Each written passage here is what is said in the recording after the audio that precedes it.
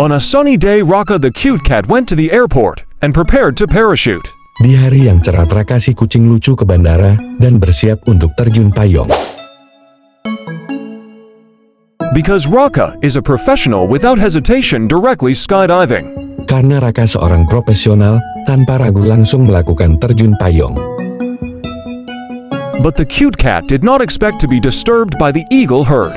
Namun si kucing lucu tidak menyangka akan diganggu kawanan elang.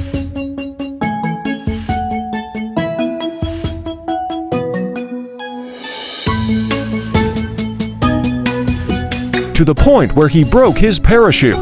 Sampai membuat parasutnya rusak. Raka immediately opened the spare parachute and moved away from the eagle. Dengan segera Raka membuka parasut cadangan dan menjauh dari elang.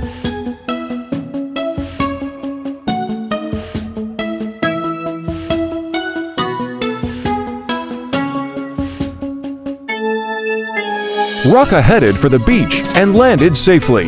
Raka pun menuju pantai dan mendarat dengan selamat.